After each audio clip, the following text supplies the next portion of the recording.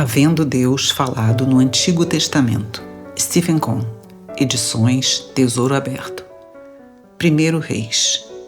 Sabedoria e ministério profético. Deu também Deus a Salomão sabedoria, grandíssimo entendimento e larga inteligência como a areia que está na praia do mar. Era a sabedoria de Salomão maior do que a de todos os do Oriente e do que toda a sabedoria dos egípcios. Era mais sábio do que todos os homens, mais sábio do que Etã, Israelita, e do que Remã, Calcol e Darda, filhos de Maol. E correu a sua fama por todas as nações em redor. Compôs 3.000 provérbios, e foram os seus cânticos 1.005.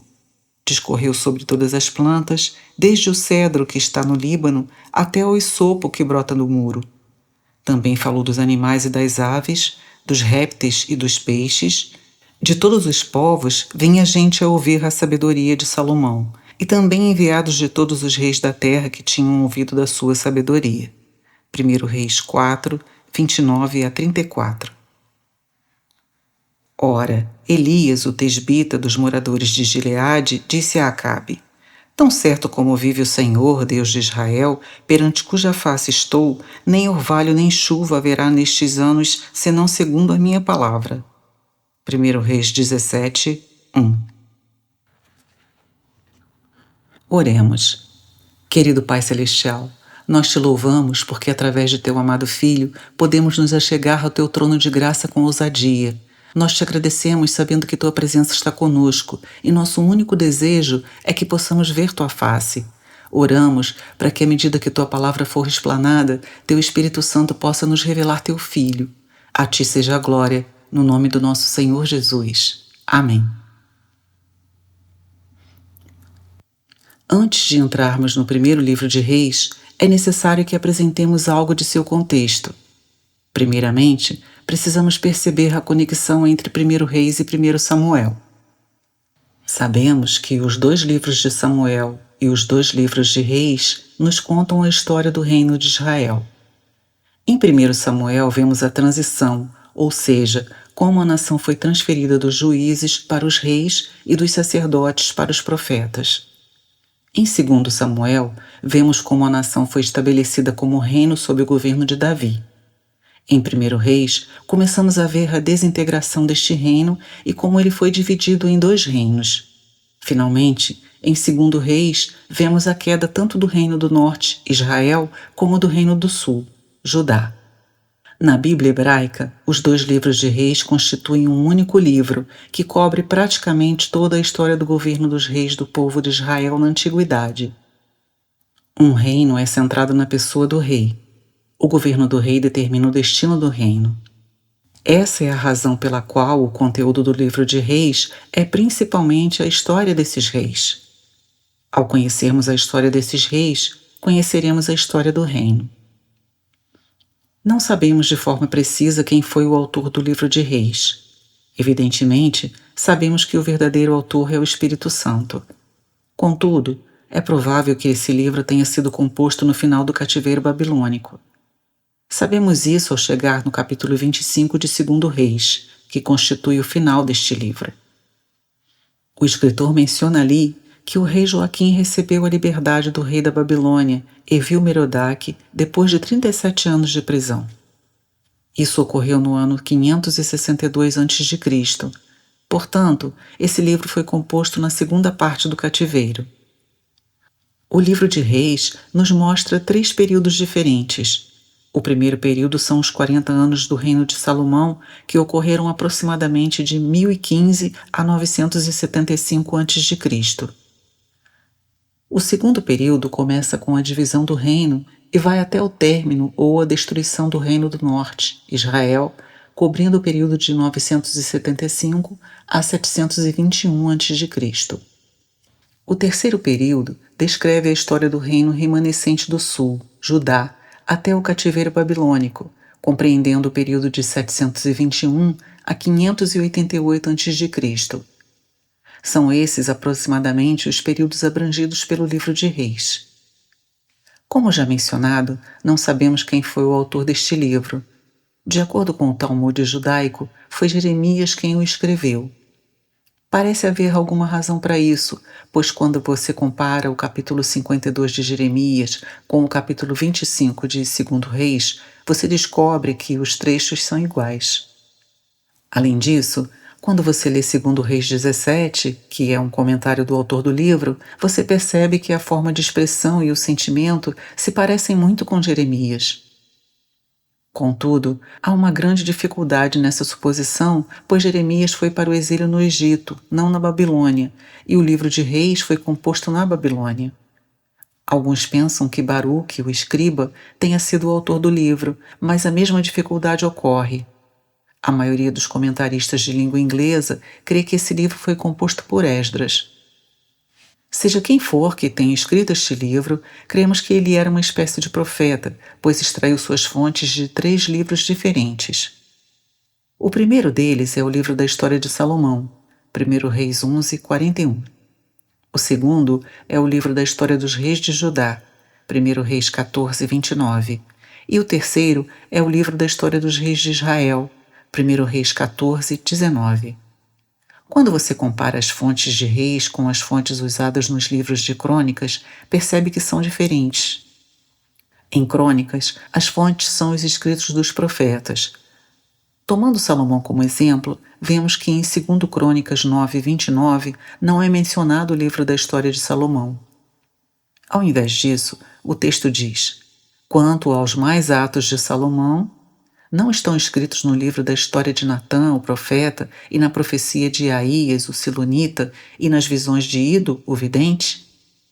Portanto, ao comparar Reis e Crônicas, você descobre que o livro de Crônicas é composto principalmente pelos escritos dos profetas. Em geral, os estudiosos concordam em considerar os profetas como os historiadores da nação de Israel. Em consequência disso, o que eles deixaram registrado não é apenas história, mas tem natureza histórica e profética. Por que o livro de Reis foi escrito? Ele não foi redigido apenas como história, mas foi dirigido a um povo que estava no cativeiro. Esse livro foi escrito com um propósito específico. Naquela época, os filhos de Deus haviam sido capturados como escravos e estavam em humilhação, longe de sua terra. Portanto, o profeta compôs a história da nação, começando com os tempos gloriosos de Salomão e terminando com o cativeiro babilônico. A razão pela qual ele apresentou este quadro ao povo no cativeiro foi para relembrá-los, convencê-los e lhes mostrar que eles eram o povo da aliança de Deus. Quando eles eram fiéis a Deus, ele os abençoava. Contudo, quando eles eram infiéis a Deus, logo vinha o juízo. A motivação que está por trás do livro de Reis é a de convencer o povo de Deus e lhes mostrar que o caminho de volta às bênçãos da aliança de Deus é o arrependimento e o retorno à fidelidade para com Ele. É interessante notar que o livro de Reis não contém apenas as histórias dos diversos reis, mas também concede um lugar muito destacado aos profetas da história. Isso demonstra o amor de Deus, pois os profetas se tornam proeminentes quando as nações estão em decadência. Deus amou tanto aos filhos de Israel que, ao ver que estavam caindo, levantou profetas e os enviou a eles para que retornassem e se arrependessem. É curioso notar que Deus enviou profetas à nação de Judá, mas eles não realizaram nenhum milagre. Todos os milagres realizados pelos profetas ocorreram na nação de Israel. Em outras palavras, quanto maior é a queda do povo, maior é a misericórdia de Deus. Ainda que Deus tenha enviado seus profetas vez após vez aos filhos de Israel, infelizmente eles não lhes deram ouvidos. Finalmente, tanto o reino do norte como o reino do sul foram destruídos. Qual é o significado dessa história para nós? Já mencionamos que o livro de Reis não é apenas história secular, mas também é profecia. Esse livro é a revelação de Deus. Portanto, através dele, Deus está dizendo algo para nós. Nós, como povo de Deus hoje em dia, somos o povo da nova aliança, tal como os filhos de Israel eram o povo da antiga aliança. Eles estavam sob a lei e nós estamos sob a graça. Entretanto, existe uma similaridade entre a história do antigo povo de Deus e a história do povo de Deus do presente. Quando abrimos o livro de Atos, que narra a história da igreja, o povo de Deus do presente, vemos que tudo é tão glorioso. O Espírito Santo começou a operar a partir do dia de Pentecostes, e o nome do Senhor era engrandecido. O povo de Deus era um só, e os irmãos amavam-se uns aos outros, sendo que Deus acrescentava-lhes dia a dia os que iam sendo salvos. Tudo era muito parecido com os gloriosos dias de Salomão. Mas gradualmente o declínio começou a aparecer. No último livro do apóstolo João, o Apocalipse, temos as cartas às 7 igrejas. Nelas percebemos que o povo de Deus começou a perder seu primeiro amor. Por causa disso, todo tipo de corrupção começou a entrar. Ao longo dos séculos, o povo de Deus parece ter se desviado mais e mais dele. Entretanto, Deus, em sua misericórdia, enviou seus profetas, chamando seu povo de volta. De tempos em tempos, houve avivamentos na história da igreja cristã, mas eles vinham e logo desapareciam. A impressão é que o povo de Deus está afundando mais e mais. Com toda certeza, podemos dizer que a igreja está no cativeiro babilônico. Em outras palavras, Deus libertou a igreja do mundo, pois ele nos tirou do mundo e nos congregou junto a si mesmo. É isso que constitui a igreja. Contudo, a igreja por si mesma se foi para o cativeiro babilônico, que significa cair no mundo religioso. Mesmo assim, existe um caminho de retorno, através do arrependimento e da volta ao primeiro amor. Essa é a lição que Deus está dando para nós. O primeiro livro de Reis pode ser dividido em 4 partes. A primeira parte narra a morte de Davi, 1 a 2:11. A segunda parte cobre o reinado de Salomão, 2:12 a 11:43. A terceira parte compreende os capítulos de 12:1 a 16:34. A última parte apresenta a história de Elias, 17:1 a 22:54. Como não podemos abordar todos os reis e todos os profetas, vamos nos concentrar em um rei, Salomão, e em um profeta, Elias. Salomão, o rei. Salomão significa pacífico. Ele nasceu depois que Davi se arrependeu e foi disciplinado por Deus.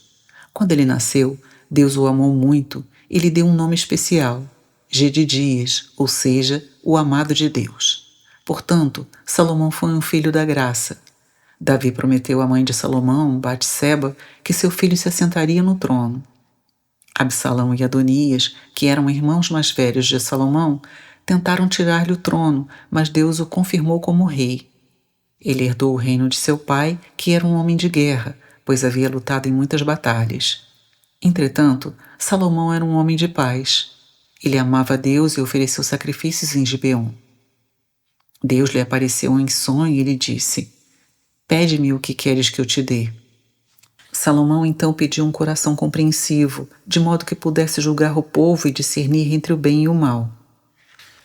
Ele não pediu riquezas nem glória, nem as vidas de seus inimigos, mas pediu um coração compreensivo. Em outras palavras, ele não pediu nada para si mesmo, mas para Deus. Salomão havia sido colocado no trono por Deus, mas ele mesmo confessou que era apenas uma criança. Ele não sabia como se conduzir entre o povo de Deus, nem como governá-lo de acordo com Deus. Portanto, ele somente pediu um coração compreensivo para que pudesse governar o povo de Deus em favor de Deus. Isso satisfez a Deus, que prometeu lhe dar um coração sábio, mas também disse que lhe daria riquezas, glória e todas as coisas que ele nem mesmo pedira. Salomão tornou-se sinônimo de sabedoria.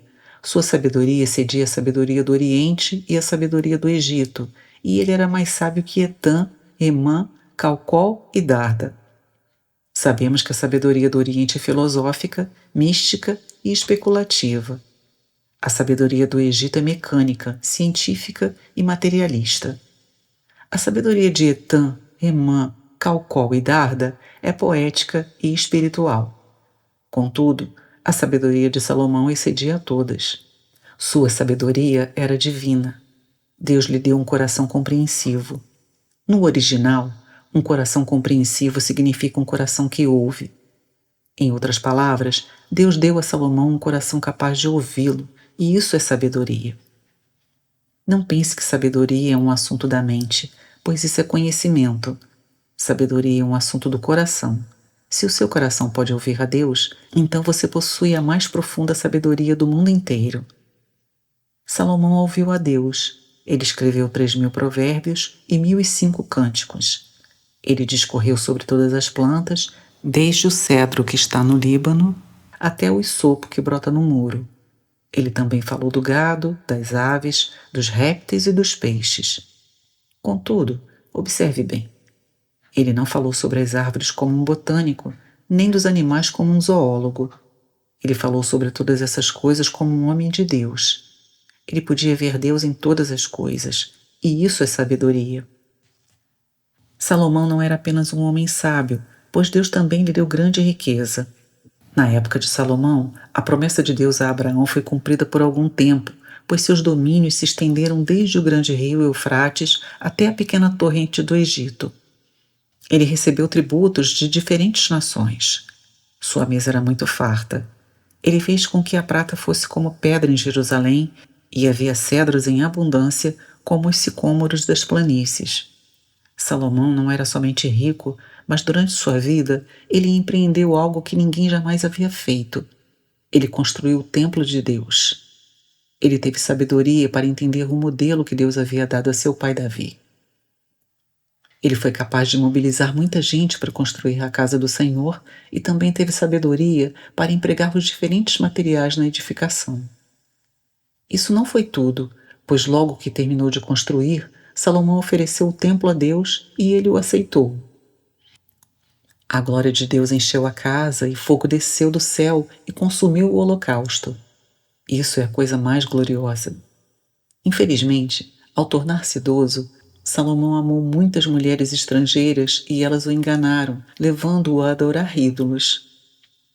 Salomão desagradou a Deus com isso, mas por causa de seu pai, Deus não permitiu que a nação fosse dividida em seus dias. A divisão ocorreu nos dias do filho de Salomão. Aquele que é maior do que Salomão. Sabemos que, num sentido, o rei Salomão é um tipo de Cristo, pois Cristo é aquele que é maior do que Salomão. Você lembra que nos evangelhos o Senhor Jesus nos conta que a rainha de Sabá veio do sul, viajando uma longa distância para ouvir a sabedoria de Salomão. Em seguida ele diz: aqui está aquele que é maior do que Salomão, mas quem o ouvirá? Nosso Senhor Jesus é o Filho encarnado, cheio de graça e de verdade. Ele é o príncipe da paz. Quando ele nasceu, os anjos cantaram: glória a Deus nas maiores alturas e paz na terra entre os homens a quem ele quer bem. Ele era o amado do Pai. Por toda a sua vida, ele agradou seu Pai. Ele fez a vontade do Pai. Vez após vez, o céu se abriu e disse: este é o meu filho amado, em quem me comprazo. Quem pode se comparar a ele em relação à sabedoria? Ele é a própria sabedoria, a sabedoria de Deus. Quão grande bênção para qualquer um é permanecer diante dele e ouvi-lo. Quem pode ser comparado a ele no que se refere às suas riquezas? Pois toda a plenitude da divindade habita nele corporalmente, e nele somos completos. Deus nos tem abençoado com toda sorte de bênção espiritual nas regiões celestiais em Cristo Jesus. Quem jamais realizou obra tão maravilhosa? Ele disse: sobre esta rocha eu edificarei a minha igreja, e as portas do Hades não prevalecerão contra ela. A principal coisa que Salomão fez durante sua vida foi a edificação do templo, mas ele foi construído com pedras mortas. Eram pedras colossais e muito belas, mas eram mortas. No final, o próprio templo foi totalmente destruído, não restando dele pedra sobre pedra.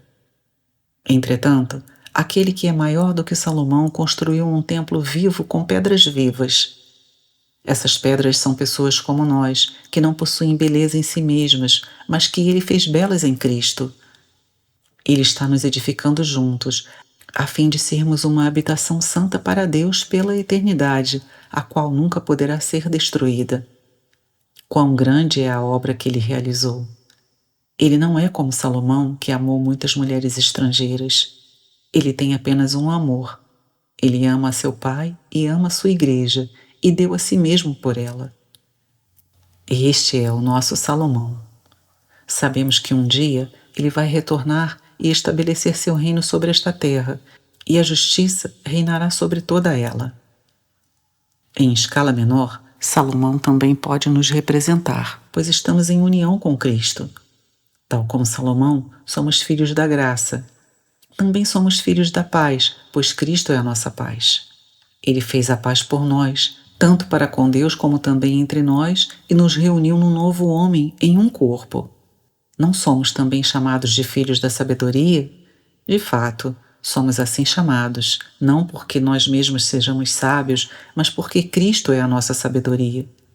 Não é verdade que a única obra para a qual Deus nos comissionou é a edificação da casa de Deus? O fundamento já está lançado, mas cada um está edificando sobre este fundamento.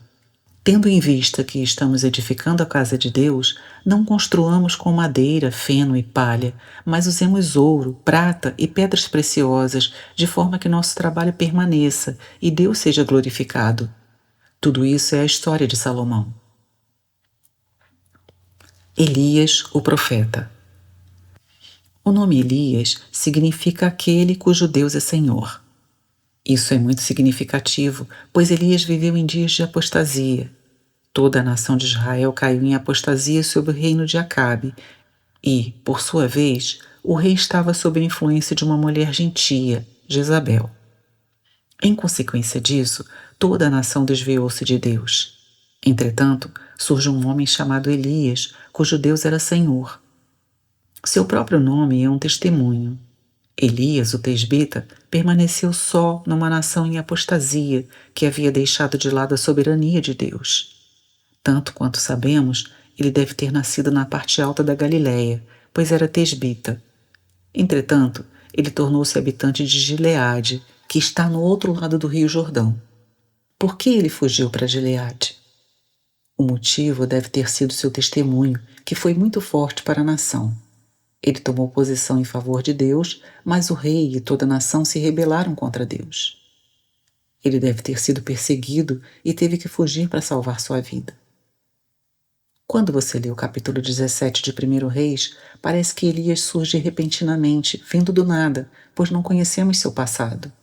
Subitamente, ele surge e diz para o rei Acabe: Tão certo como vive o Senhor, Deus de Israel, perante cuja face estou, nem orvalho nem chuva haverá nestes anos, senão segundo a minha palavra. 1 Reis 17:1. Ainda que a história anterior de Elias não seja dada, podemos deduzi-la. Ele era um homem zeloso por Deus. Profundamente ferido pelo que via, ele ergueu sua voz contra a abominação da nação e, por causa disso, teve que fugir para salvar sua vida. Isso o fez desistir? Não, pois ele estava orando em Gileade. Como sabemos disso? No Novo Testamento, Tiago nos diz: Elias era um homem semelhante a nós, sujeito aos mesmos sentimentos. Ele orou e não houve chuva por 3 anos e 6 meses. Ele orou de novo e o céu deu chuva e a terra fez germinar seus frutos. Veja Tiago 5, 17 e 18. Aqui temos um homem que era muito zeloso por Deus, que tomava posição pelo direito de Deus, que estava ferido pelo que via na nação, que ergueu sua voz contra o pecado e a abominação da nação e que precisou fugir para salvar sua vida. Contudo, Elias não desistiu. Ele entregou-se à oração. Ele orou pelo reino de Deus e orou pela soberania de Deus. À medida que orava, Elias recebeu tal encargo de Deus, de modo que pediu a ele que não houvesse mais chuva. Ele teve confirmação de Deus que o havia ouvido. Então Deus o enviou ao rei Acabe para proclamar seu juízo. Portanto, vemos que havia uma história secreta desse profeta com Deus. Ele disse a Acabe: Tão certo como vive o Senhor, você pensa que o Senhor está morto, que Deus está morto, mas ele vive. Ele é o Deus perante o qual eu estou, pois sou seu servo. Eu estou de prontidão perante ele e sirvo como seu mensageiro. Não haverá orvalho nem chuva, exceto por minha palavra. Ele era um com Deus a tal ponto que podia dizer: exceto por minha palavra. Esse é o profeta Elias. Estranhamente, logo que Elias fez essa declaração, Deus o escondeu. Deus o colocou sob as luzes e logo em seguida o removeu para um lugar escondido. Evidentemente, logo depois da declaração feita por Elias, Acabe procurou matá-lo e Deus teve que escondê-lo. Além disso, ao orar para que não houvesse chuva, Elias esqueceu de si mesmo, pois ele também necessitava de água. Será que nós alguma vez já oramos ao ponto de esquecermos de nós mesmos? Graças a Deus se você faz assim. Infelizmente, sempre pensamos em nós mesmos e por causa disso, nossa oração é impura. Elias era tão zeloso por Deus que esqueceu completamente de si mesmo, mas Deus lembrou-se dele. Portanto, Deus o enviou a um pequeno córrego que é a fonte do Rio Jordão. Sempre vamos até a fonte para buscar água, e foi numa fonte que Deus supriu Elias miraculosamente através dos corvos. Sabemos muito bem que os corvos gostam de carne, mas esses corvos trouxeram carne para Elias. Isso não é algo maravilhoso?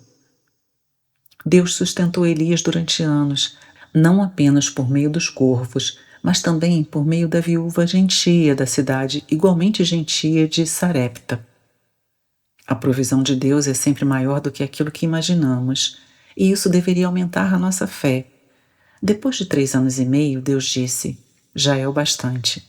A nação não havia se arrependido, mas foi como se Deus tivesse se arrependido. Ele mudou de ideia porque no juízo sempre há misericórdia. Então, Deus enviou Elias de volta. Certamente lembramos da história daquele confronto no Monte Carmelo. Elias reuniu toda a nação e disse: por que vocês vacilam entre duas coisas? Se o Senhor é Deus, sigam a Ele. Se Baal é Deus, sigam a Ele. Esse argumento parecia justo. Então veio o desafio e o fogo veio do céu e consumiu o sacrifício que Elias havia oferecido. Além de queimar o novilho, o fogo consumiu a lenha, as pedras e lambeu a água. Então todos disseram: o Senhor é Deus. Veja 1 Reis 18, 21 a 39. A vitória foi grande e parecia que toda a nação se voltaria para o Senhor. Infelizmente isso não aconteceu.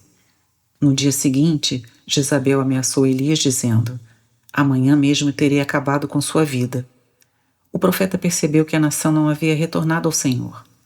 Muito decepcionado, ele fugiu em desespero. Contudo, Deus foi muito misericordioso para com ele e o alimentou com comida de anjo, de forma que Elias caminhou 40 dias e 40 noites até chegar ao Monte Sinai e entrar na caverna. O texto original menciona a caverna, que é o local onde Moisés estava quando recebeu a lei. Sempre retornamos à fonte e Elias voltou àquela caverna esperando ouvir a Deus. Deus veio até ele e disse: Elias, o que você faz por aqui?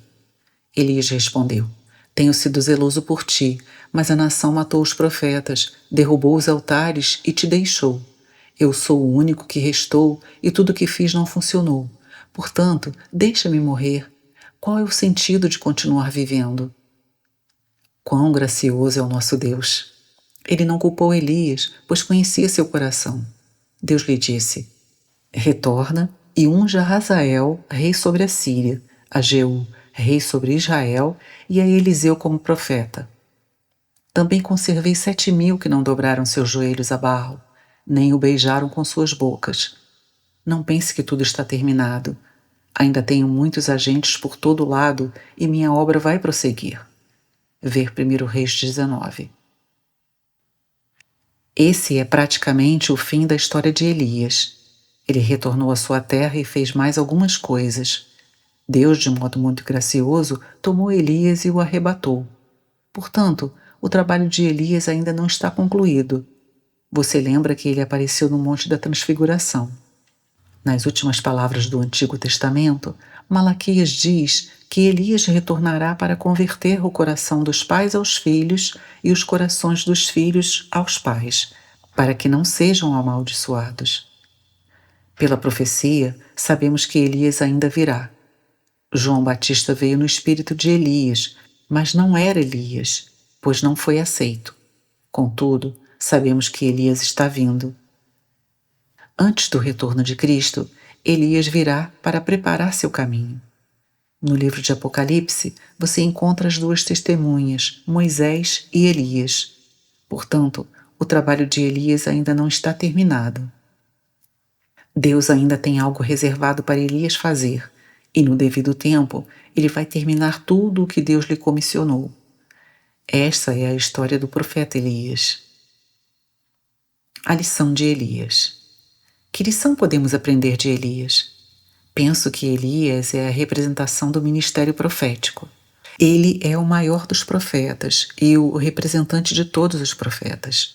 Por essa razão, no Monte da Transfiguração, você encontra Moisés representando a lei e Elias representando os profetas, constituindo o Antigo Testamento.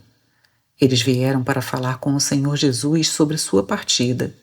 Em Elias, você vê a formação de um profeta, ou seja, como o ministério profético é constituído. Nele, vemos um homem zeloso por Deus, um homem que tomou posição pela soberania de Deus num contexto de apostasia, um homem de oração, um homem com encargo, um homem que esperava em Deus, um homem que recebeu uma mensagem de Deus. Estamos vivendo nos últimos dias. A palavra de Deus profetiza que nos últimos dias toda a igreja cairá em apostasia. Nesse momento, manifesta-se uma tremenda necessidade do ministério profético, de modo que Deus levante pessoas que chamem o povo de Deus a retornar para Ele. O que é um profeta? O que é uma profecia? Um profeta não apenas prediz o futuro, mas também expõe a mente de Deus. Na verdade, a profecia é mais exposição da mente de Deus do que predição do futuro. Um profeta é aquele que recebe uma palavra de Deus para seu povo num determinado momento. O profeta dirá aos filhos de Deus aquilo que Deus pensa deles e o que ele pede que façam, assim como irá lhes revelar o supremo propósito de Deus em relação a seu povo. Nisso consiste o ministério profético, e isso é a coisa mais necessária na igreja hoje em dia. Onde estão os profetas hoje? Precisamos de pessoas que sejam zelosas por Deus, zelosas pela soberania de Deus. Precisamos de pessoas que desejem entregar suas vidas por isso. Precisamos de pessoas que recebam o encargo que as leve à oração de dores de parto. Precisamos de pessoas que saibam esperar em Deus e ouvi-lo. A vida de um profeta é difícil, pois é muito solitária. O profeta está contra a maré e por isso será rejeitado, ridicularizado, perseguido e até mesmo morto. Contudo, precisamos de pessoas desse tipo. A igreja necessita desse tipo de ministério profético. O profeta é uma pessoa que esqueceu de si mesmo. Deus pode colocá-lo em evidência num momento para logo em seguida escondê-lo. Ele serve a Deus em público como também em secreto, pois para ele não há diferença. A recompensa de um profeta não é aqui e agora, mas no porvir. Precisamos orar para que Deus levante o ministério profético na igreja de hoje. Penso que essa seja a coisa mais necessária na igreja de nossos dias. Que Deus possa levantar profetas, enviá-los a seu povo e chamá-lo de volta ao arrependimento e ao primeiro amor. Oremos. Querido Pai Celestial, nos sentimos tão humilhados à medida que estudamos a história de teu povo na antiguidade. Tu sempre és tão misericordioso, tão gracioso, tão afável, tão amoroso, tão fiel, enquanto nós somos tão egoístas e rebeldes. Pai, pedimos que tu nos perdoes. Rogamos que o arrependimento venha sobre o teu povo. Oramos para que haja um retorno ao primeiro amor. Nós realmente te agradecemos porque na história de teu povo não terminaste tudo com o cativeiro na Babilônia, mas terminaste com a libertação do rei Joaquim. Senhor, tu sempre nos dás esperança.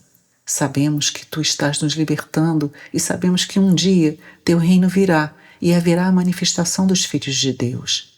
Então haverá liberdade em toda a terra. Nós te agradecemos por tua promessa e te pedimos que, através da história de teu povo na antiguidade, possamos ser encorajados a seguir adiante contigo. Seja feita a tua vontade e venha o teu reino. Em teu precioso nome. Amém.